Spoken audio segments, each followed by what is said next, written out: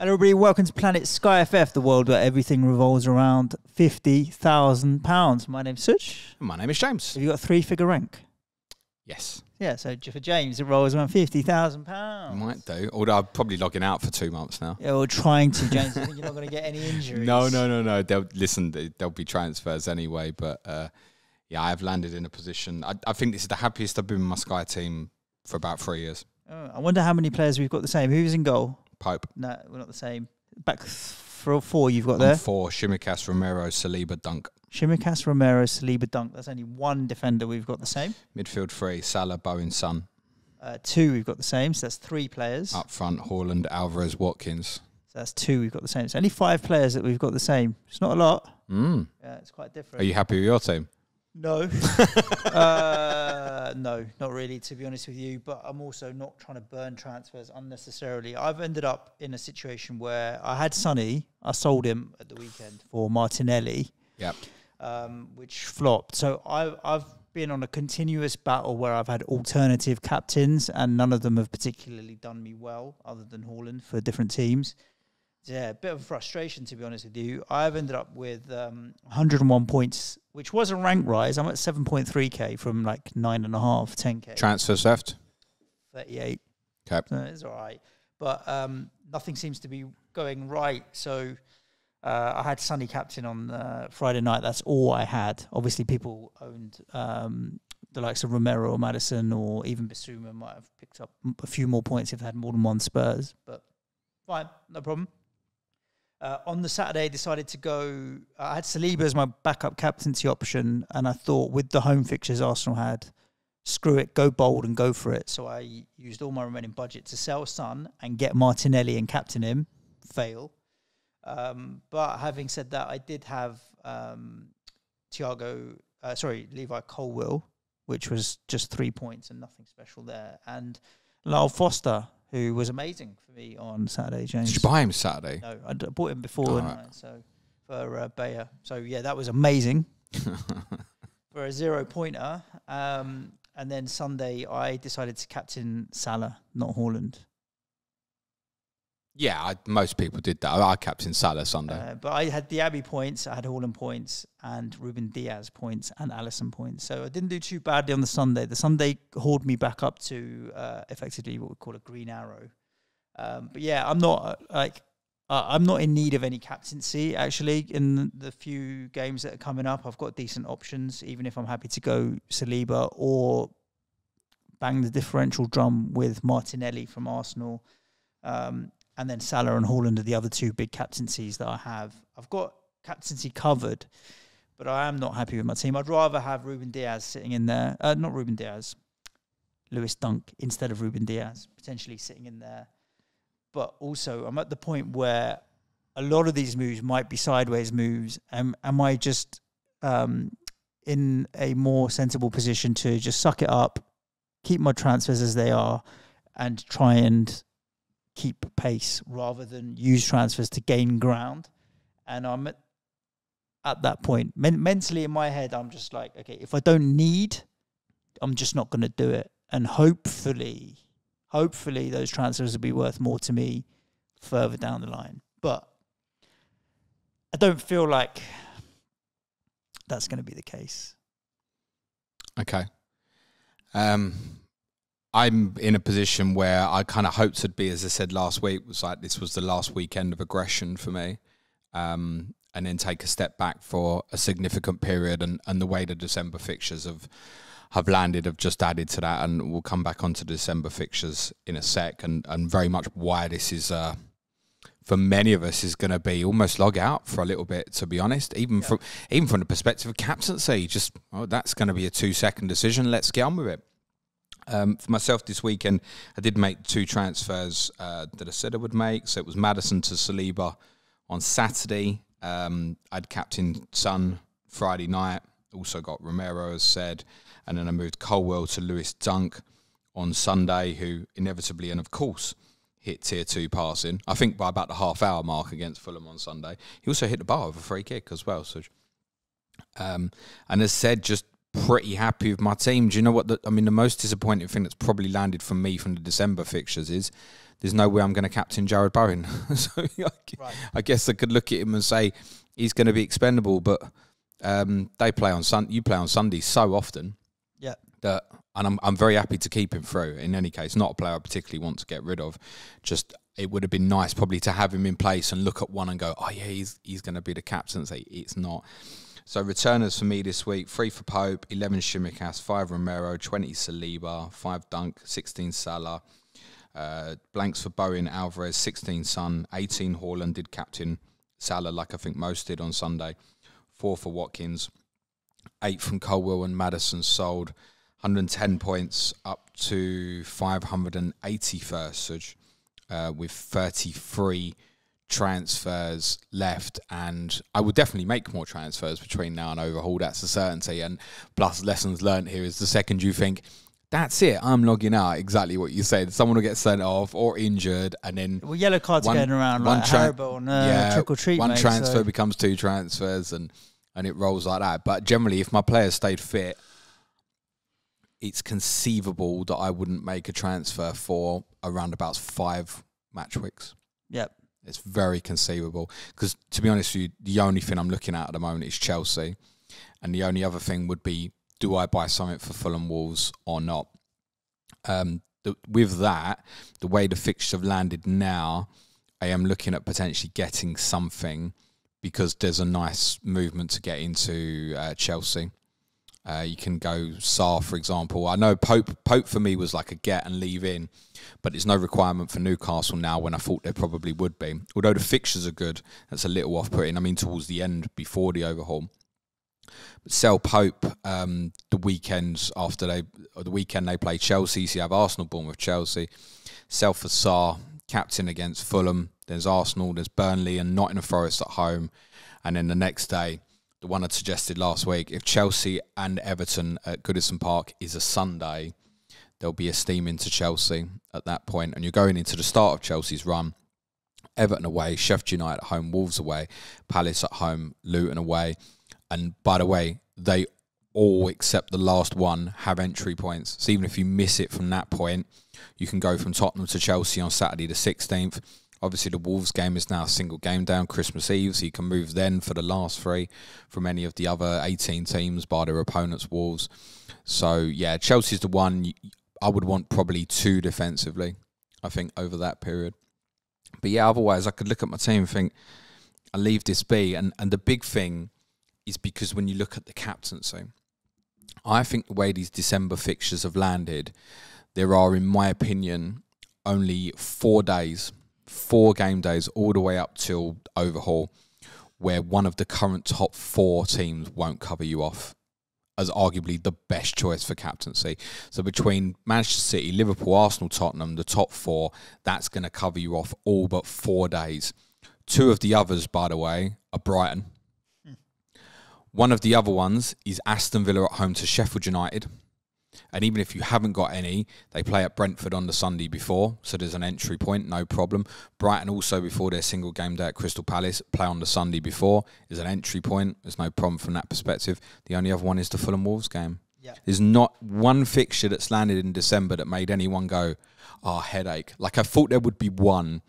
But what I'd said last week was, invariably, when there's individual days, particularly around the Christmas period, they want to involve the good teams. They don't want, with respect, a Sheffield United versus Luton on a Monday night in late December. They want the big teams, like you've got Liverpool, Newcastle was a Monday night football on New Year's Day, for example. So it looks clear. And if you're sitting there with me at the moment with Salah, Haaland, Son and Saliba, it's fine. Saka's the one I haven't got, and to be honest, I'm not that bothered about it at the moment. So in terms of making transfers, for many people at the moment, it's not going to be for captaincy, I don't think. Like, generally, I think on all those days, they're best. Sorry, the only other one is Chelsea at Wolves on Christmas Eve, but we've spoke about you'll want to invest in them. That's the only other one. And of those 5 days, if you include that Chelsea single game day then, there's only one between now and Brighton's trip to Crystal Palace on Thursday the 21st December. So it's very conceivable, I think, if someone goes, I'm going to skip Fulham Wolves, it's conceivable some people won't make a transfer till like Sunday, December the 17th, if they're really well set, if they're deciding to hold a Chelsea player and carry it through, for example. Now, that's not going to be the case because shit will happen. The other shit that will happen is our opinions will change. Of course. There's too many games in the meantime, and something will develop and evolve. Take like the Shimikas situation. Robertson gets injured. Shimikas, great enabler, great fixtures, timing's right, go. Something like that will develop, I'm sure, or a big name player will get injured. But I can't recall a period this early in the Sky season and looking at something and going, I could log out. I could log out. Even to the extent, quite often, it's going to default to the highest priced player for captaincy, and that suits me for the majority. Other than there's a bit of debate, say Saturday 11th, Saliba at home to Burnley, Son away to Wolves. Other than that, I could log out till Fulham play Wolves. Yep. I could, in theory, as well, although I don't have any Tottenham, so I'm going to need to go back into Tottenham, and I'm thinking Romero is actually where I might go instead of Sonny. As an alternative. I'm okay with that. Alternative FC is my team at the moment. And I don't like it, but also just not in the mood to be burning transfers, mate. Yeah, I get that. I think because the way this landed, there's going to be a bit of frustration for those who are behind, I think. I think the key advice would be here, don't make transfers for the sake of making transfers. Like, if you're happy with your shit and you're like, oh, but I'm still hovering around, where are you, 7K or... 7.3. Like, fine. But I'm 130 points off top 100. Because there will no doubt be gains later in the season. Don't sit there and think, it's too early to be sitting there and think, I'm not making ground. Yeah. Because everybody's kind of converging towards like a template now. Yep. There'll be differences. Some people have Saka, like I haven't got Saka, but probably there's a core of sort of 7, 8 where you compare the majority of teams and they're going to be like that. You're in a position where you've got 5 different from me. So, but you're saying you got no Tottenham, right? Nope. So that's one that's going to bring you and closer. No Dunk, which is not an immediate problem, but will be eventually. And they do have some good fixtures. But I can get to him on Sunday the 12th, for example, the Sheffield United fixture. You just want to work out where you're getting there from. Yep.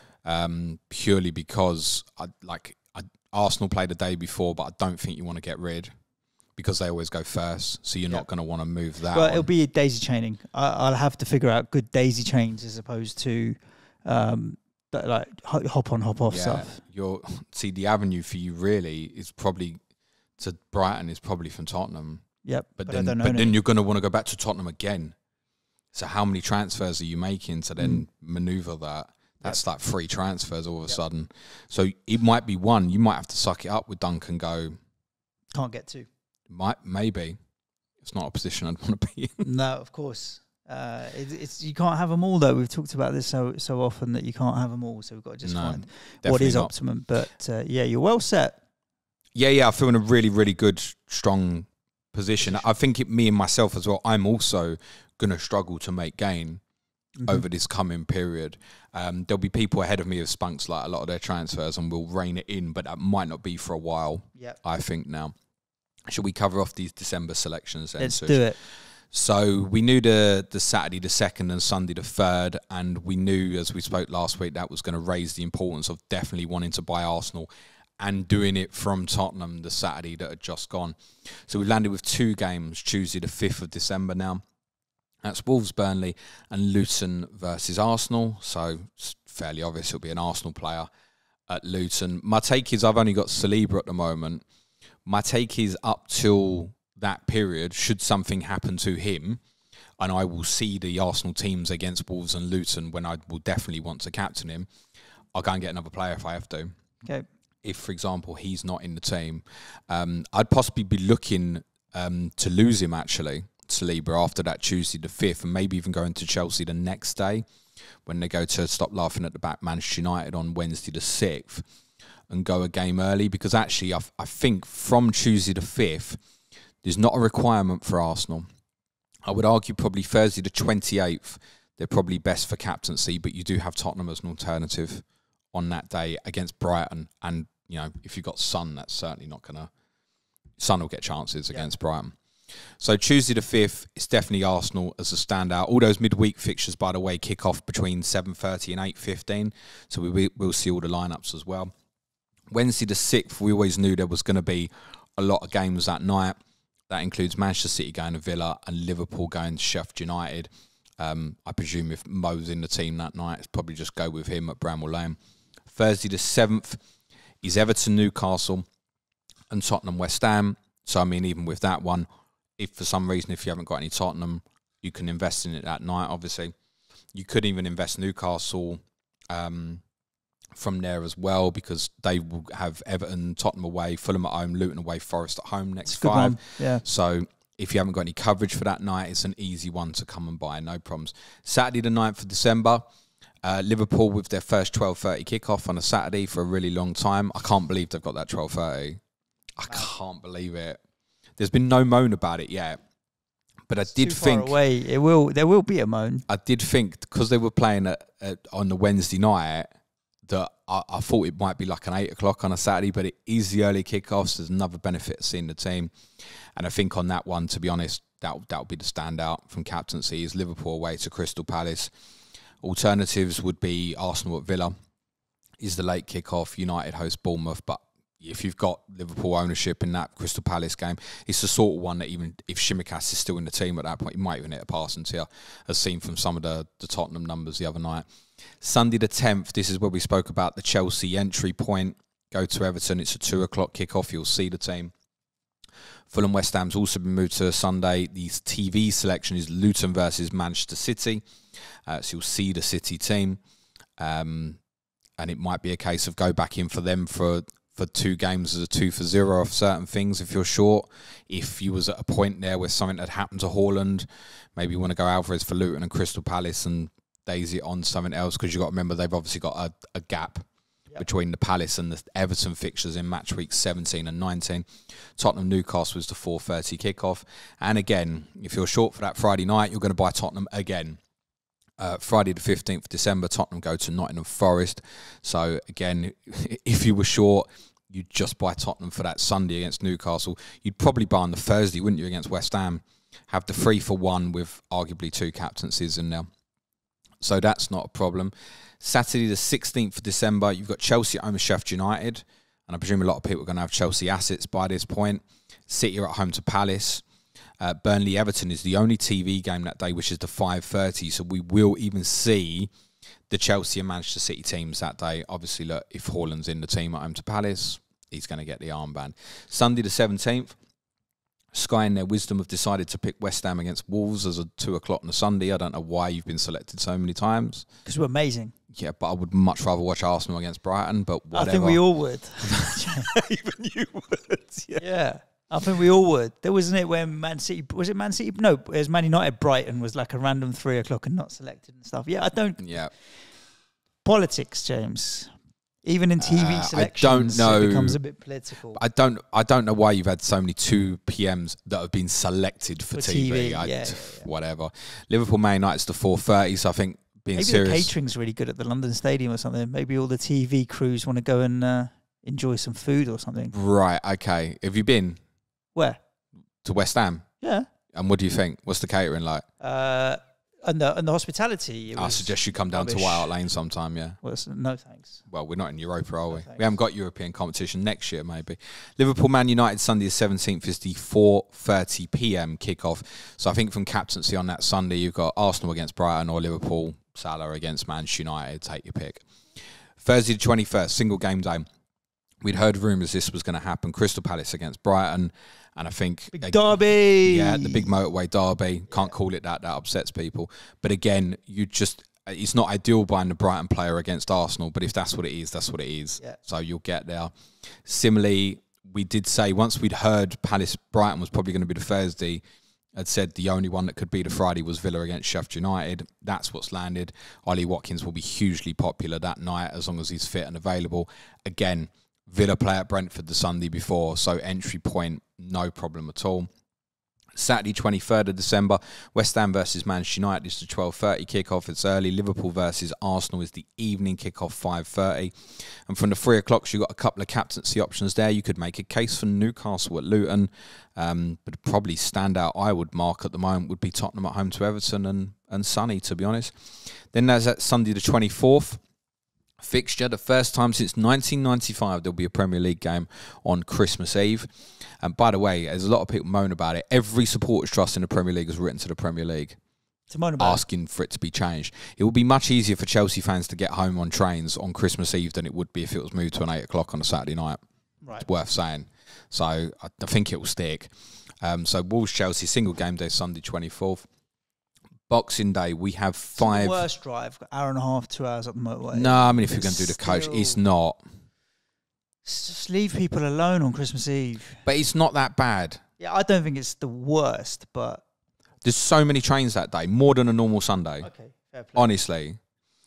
Tuesday, 26th of December, there's 5 fixtures. Newcastle against Forest is the early one, 12:30. You've got Liverpool at Burnley is 5:30, so I think it's Mo captaincy on Boxing Day.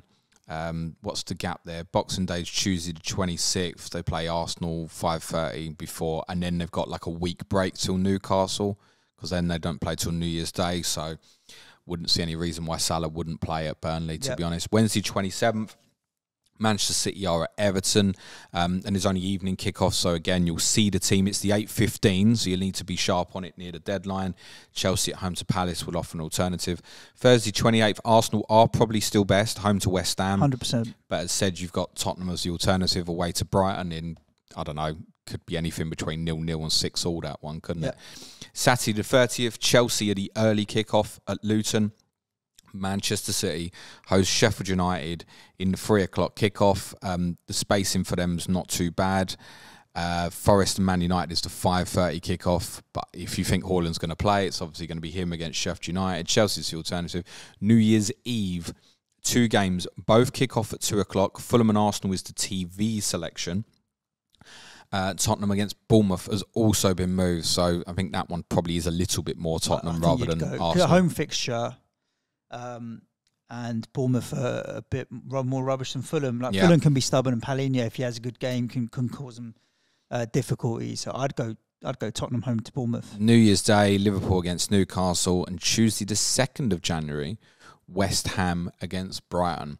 The obvious absentee from all these TV selections is no Manchester City versus Brentford announcement. But I think with both playing on Saturday the 30th of December, I struggle to believe why it won't be Wednesday the 3rd of January, personally. But I do think it's close enough to like New Year's and stuff. It's time to get on with the announcement and let Brentford fans and Manchester City fans know. That's when I think it will be. And I think that will be the last game before Overhaul. If it's not Wednesday the 3rd of January, then I guess West Ham Brighton will be the last game before Overhaul. And to be honest, you probably want to be cutting off your last transfers, I think. Around about's probably Wolves-Chelsea on Christmas Eve. Unless you need suddenly something for captaincy, I'd probably leave it be from there. You can still make a case to go to the last 3 Chelsea games from there, I think. Cool.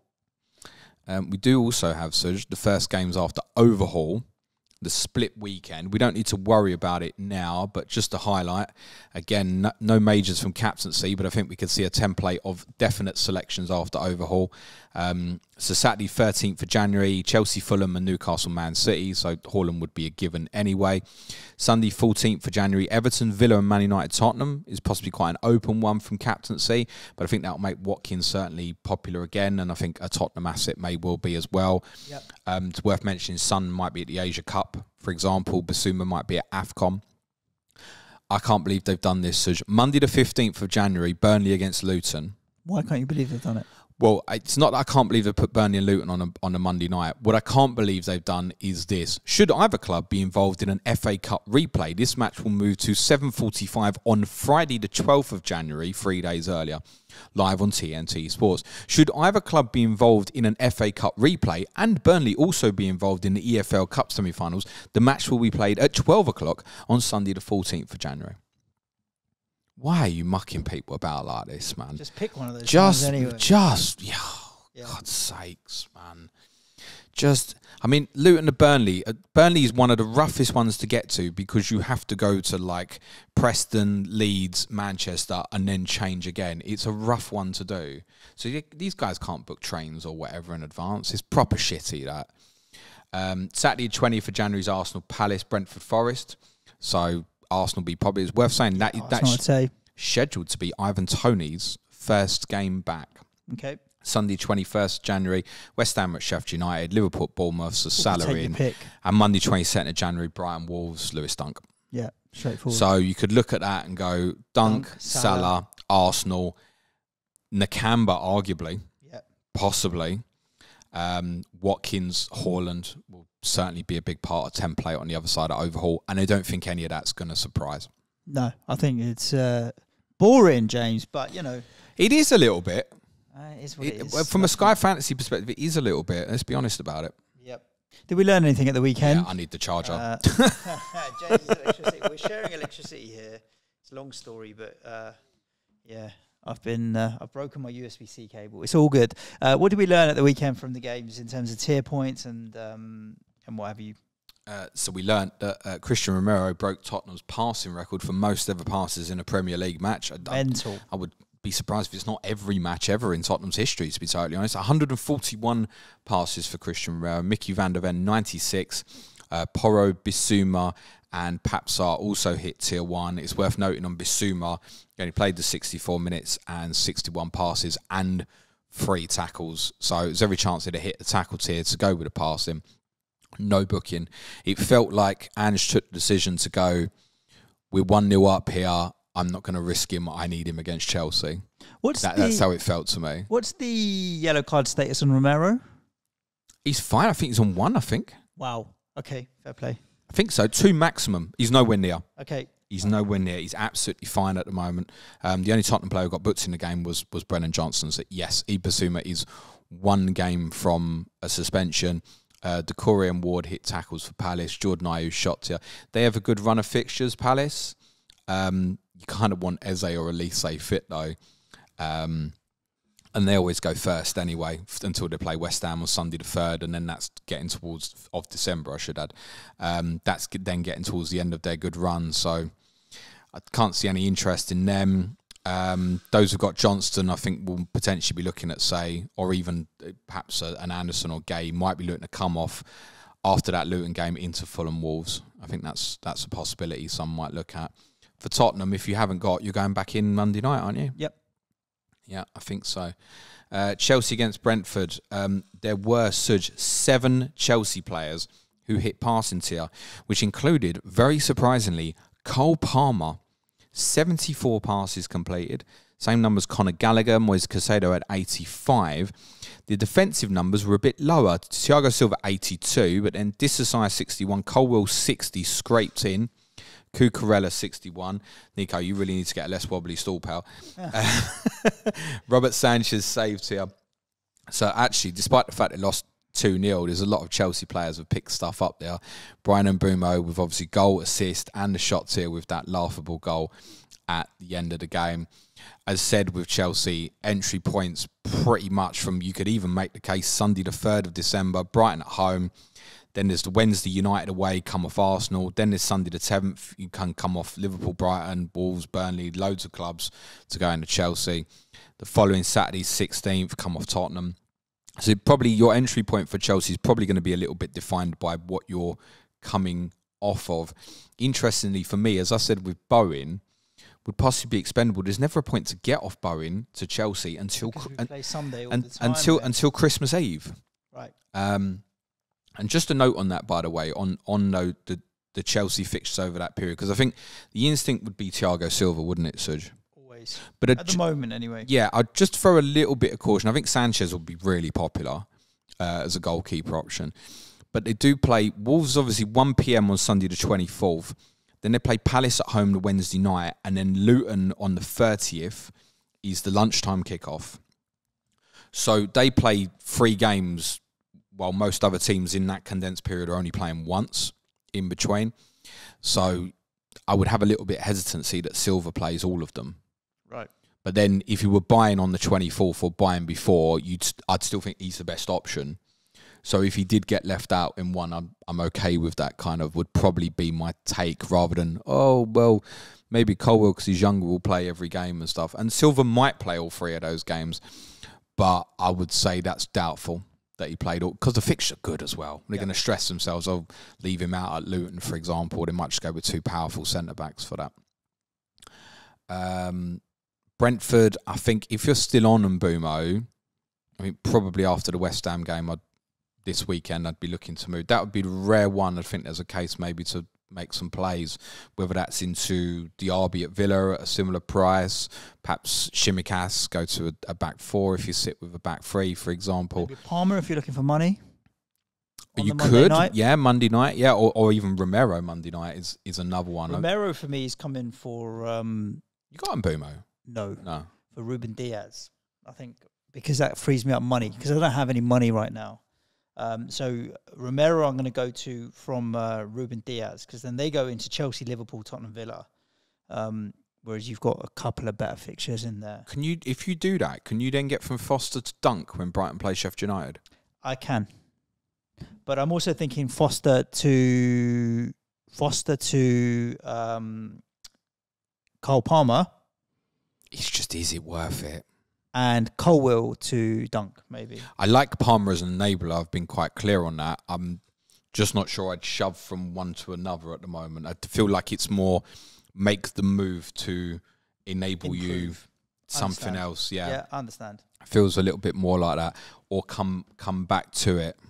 Yeah, I'm not sure I'd move Foster to Palmer with the games Chelsea got. I mean, over the same period, Burnley got, okay, it's Arsenal away, West Ham at home, but then they've got Sheffield United at home as well before Palmer plays Brighton on that Sunday. Again, you could have Foster at Wolves on the Tuesday and then goes to Chelsea on the Wednesday. So there's a number of days you can do that, I think, later on maybe, Suj, rather than... Yep. You're not going to captain him Monday, I would presume. No, because if I had Romero, which is my plan, I'd captain Romero over Cole Palmer. By the way, I think particularly, it might sound weird, but if you're not on Tottenham and you're just sitting there with Thiago Silva, say, for whatever reason at the moment, like I think that's fine for captaincy on Monday night. I wouldn't necessarily expect passing tier from him, but I wouldn't be surprised if he gets it. And I do think it will be a low-scoring game. Right, let's get back to these stats. So, Bournemouth against Burnley. There's not huge amounts we particularly want to cover from these. Shot tier for Tavernier and tackle tier for Tavernier as well. Probably about the most interesting thing. There's no update on Jordan Bayer at this stage, by the way, for those who are waiting on it. Bournemouth do come into good fixtures, but I just can't make the case for someone like Dominic Solanke at the moment. Yep. For Arsenal, 122 passes for William Saliba. I'm going to guess that's probably his most in a Premier League game. Kivior came in for Gabriel, hit 75. Zinchenko, 79. Ben White, just a 52. A little bit surprising. It was a pass tier and an assist for Declan Rice, who ticks over really nice in this. Eddie Nketiah's hat-trick, obviously, from all 3 of his shots on target. For Wolves, Newcastle, nothing for Kieran Trippier this week. 51 passes, 1 tackle, and a yellow card, 2 conceded. Fabian Schär, 84. Did he get 0 in this as well? Is it 1 or 0? One or the other. I'm not sure. Fabian Schär, 84 passes and 4 tackles and 1 very good dive, which it helped enable Callum Wilson to 3 shots on target. Yeah, it was a 0, James. Wolves Cunha also hit shot tier as well. Kieran Tripps, double zeros in both formats of the game. Never going to happen. It won't happen often. And I don't think it'll get a 0 against Arsenal this week. It certainly wouldn't stress about that anyway. Yeah. Obviously, Neto picked up an injury for Wolves, and I think he was the outfield player that a lot of people were looking at moving into Fulham Wolves. I did a little piece on our podcast on Monday with, I'll not say alarm, but just kind of caution if people were thinking about Hwang instead. Neto might even be back for that night, but I do think the way the TV fixtures have landed, a chain move from a goalkeeper to Sarr to Sanchez, I think might end up being quite popular. I may yet just still skip it, to be totally honest. Newcastle, I've got Pope. I've got, despite some good fixtures overall till Overhaul, I've got no reason to want to add to it. And to be honest, it's not now till that Everton game on Thursday the 7th where there would be an entry point. But you could make a case for it, because there'll be 5 for free over a few. I just don't think they're ever best for captaincy, to tell you the truth. Everton, One at West Ham at the weekend, Suj. There were some passing tiers for West Ham players. Don't get that often. Well, mate, 65% possession or whatever, you wouldn't be surprised. But it's just not... I mean, that was a problem for you. Exactly that. Aguerd, play West Ham, give them the ball. Aguerd with tier 2 passing and tier 1 tackle. Zuma and Alvarez tier 1 tackle. Alvarez also tier 1 tackles. Areola made... And a suspension, though. Areola, just add that in. Yes, he is suspended, as is Lucas Paquetá for the trip to Brentford at the weekend. Alphonse Areola hits quite a number of save tiers, but not too many clean sheet tiers.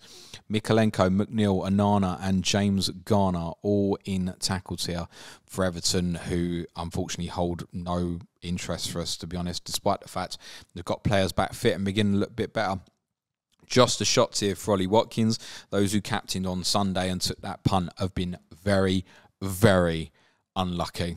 Absolutely should have returned at least a goal from that fixture. Underlying numbers were good, and if you see the highlights of the game, the eye test isn't going to make you feel any better about the lack of points. But at least he still hit the shots here. So did John McGinn. 87 passes for Douglas Luiz, 69 for Boubacar Kamara, 92 for Pau Torres, 99 for Ezri Konsa. Familiar theme of passing tiers, not difficult to pick up against Luton. Christian Romero's 141 remarkably was nowhere near the biggest passing number this weekend in the Premier League. Lewis Dunk, 161 passes completed. They played a back three. Igor Julio played to the left of him, 110 passes completed. Adam Webster to the right, 106. I don't think the back three will stick, but it would just make Dunk it's like nearly better. 400 between the three of them. That's immense. I mean, literally, if they played that system and played a back three, he would hit tier 2 every single game, near guarantee.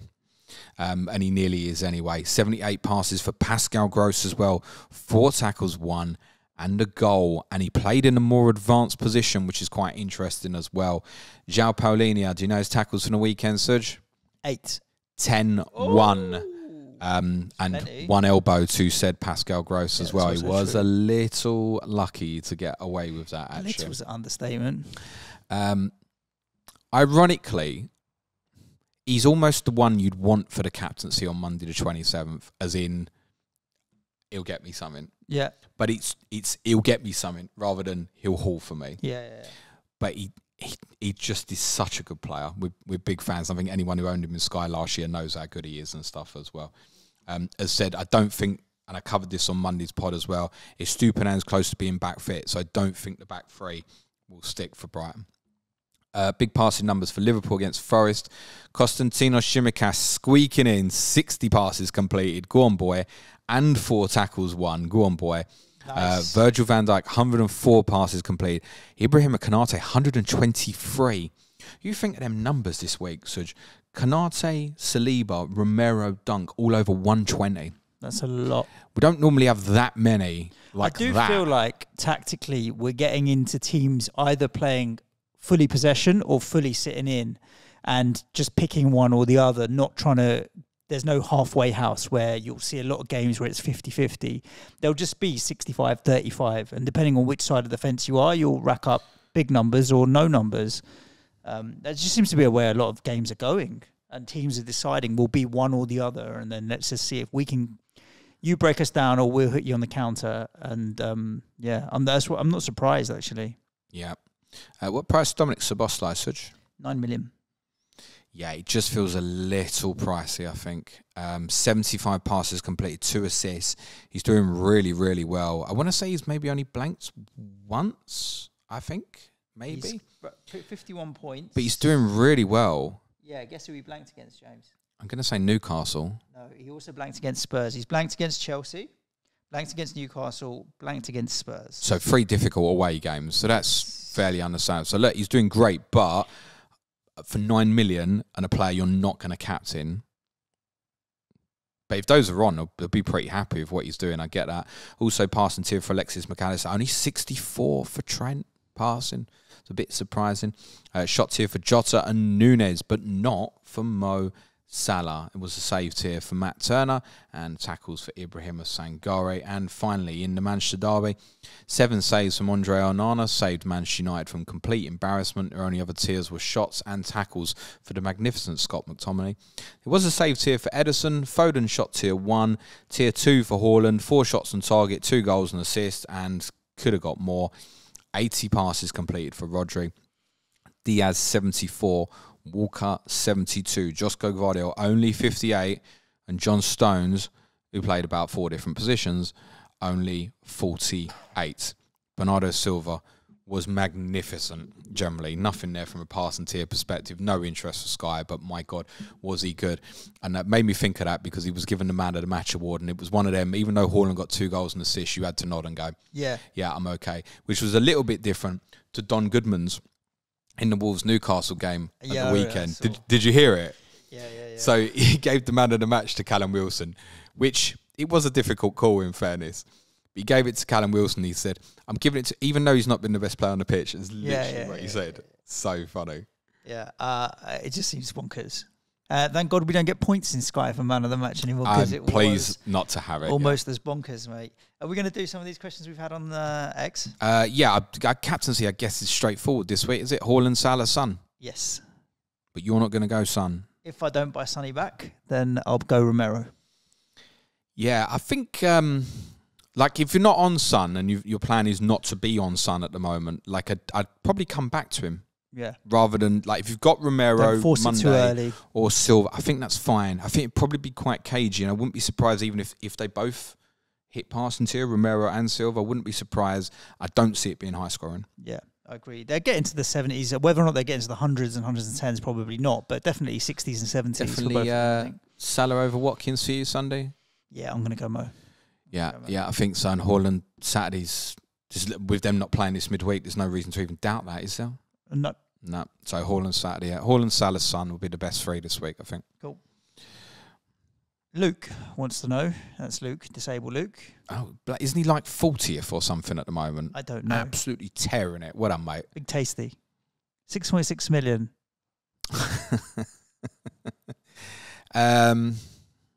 When I went to Portugal on holiday, McDonald's in Portugal, they sell a double Big Tasty.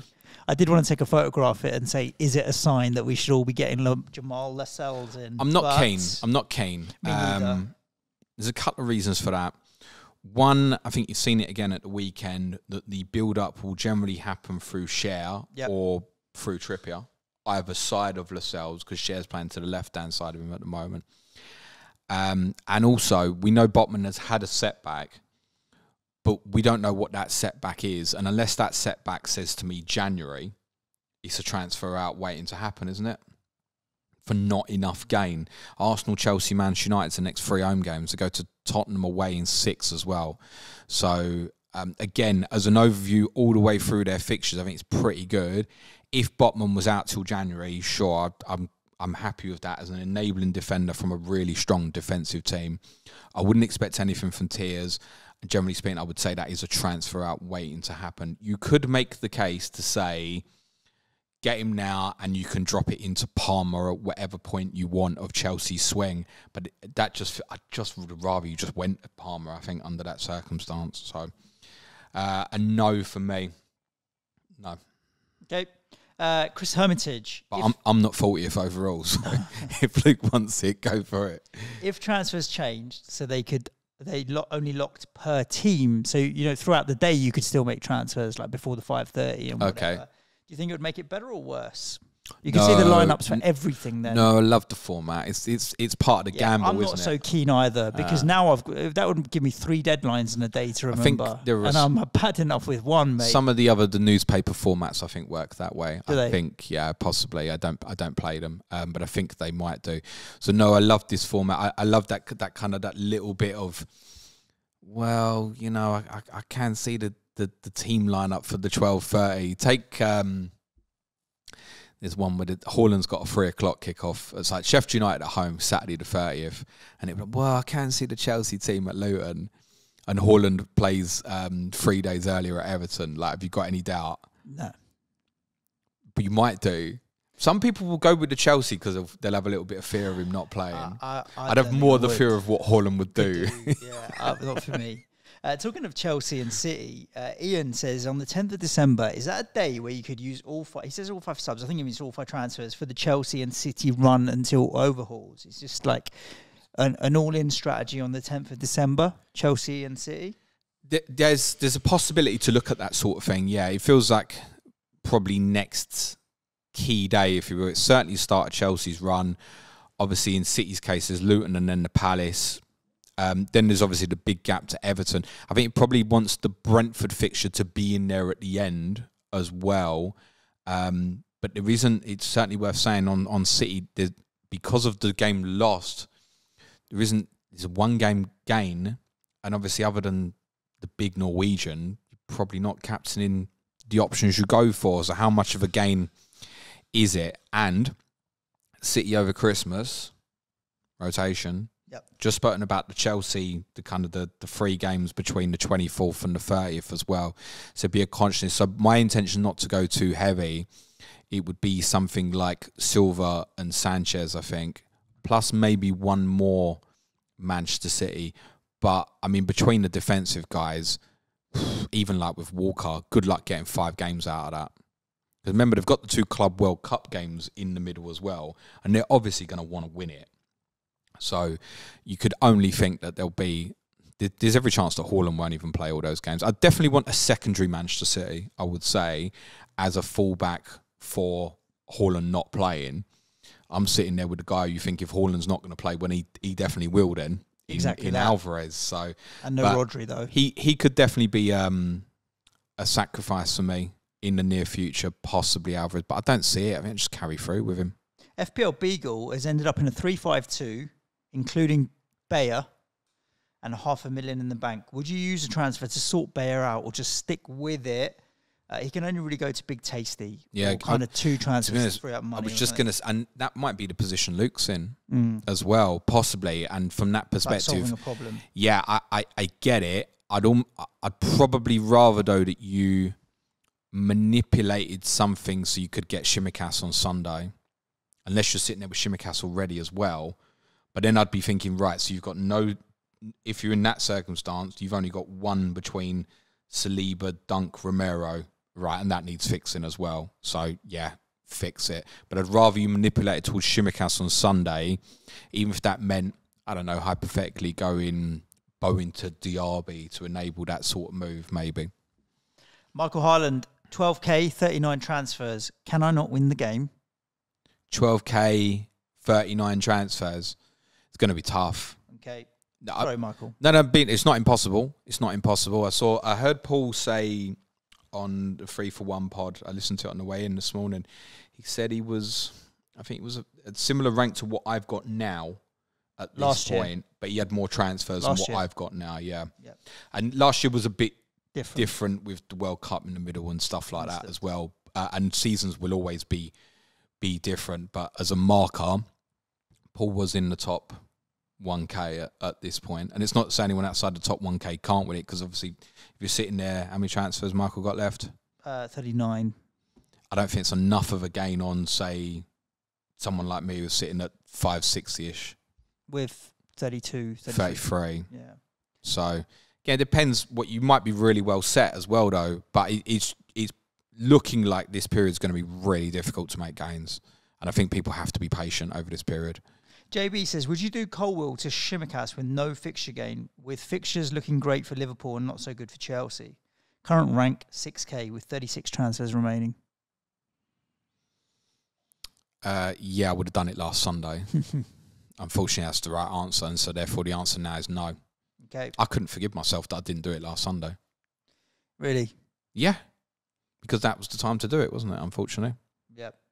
And last but not least, we'll leave it with Nathan. Is it better to just leave players in your team if they've only put for a few weeks? If they're only out for a few weeks, I think he means. I think I may have been hasty taking out Foster. More than half of my transfers this season have been on injured players, and it seems like it's going to catch up to me. Yeah, Foster's... It was just illness, wasn't yeah, it? So the chances are I mean, we don't know the state of that illness. It could be very, very bad, but in most cases, the player's going to be available for the next game, and it's a good fixture against Crystal Palace, right? Now, if you moved Foster to Shimikas last Sunday, like, I perfectly understand that move as an example. There's no point regretting on moves. It's like the one you just asked about Colwell to Shimikas. Like, the honest truth, it's a lesson learned that it should have been last Sunday because you've just missed the Shimikas game for no reason now. But there's no point looking back on it, and don't chase it. Yep. This is one where I don't think regret that you've made that move. What was the second part of the question? Or was it just, have I made too many? Or it was just the case of if somebody's injured for a couple of weeks, maybe leave and be, right? I think it depends as well. I think over this period, because we're moving towards the overhaul, if someone's going to miss, let's say someone gets ruled out the last weekend of November and they're ruled out for 2 weeks, they're potentially going to miss 3, maybe 4 games because of that set of midweek fixtures. So I think like that's a move. There's more than enough gain to find something there. If you're in September and you make a case, say like Rodri got suspended, and you've like, I definitely want to keep him, you could have maybe made the case to just leave him in. You know, he's one player I'd look at the moment. I'm not going to have. I don't see me going back to Rodri, Saka are the two for me that I'm just going to be without. What did Rodri's ownership go up to, actually, Suj? I'm quite interested to know that. What did it go up to at the weekend? Yeah, because I'm sure there's a number would have gone back and invested on him on Sunday, which would be perfectly understandable. It's kind of a given for your 5 points or so, isn't he? 10.5%. Is that all? That's the top 1K. And some of that might have even held it. Okay, that's interesting. I think there's so many other good options of developed that people don't want to move on. I hear a lot of that at the moment in the Sky community. It's like, well, I'd like to have this player, but I haven't got anyone. Justify it, I haven't really got anyone I want to get rid of. Well, if you haven't got anyone you don't want to get rid of, don't overthink it. Crack on.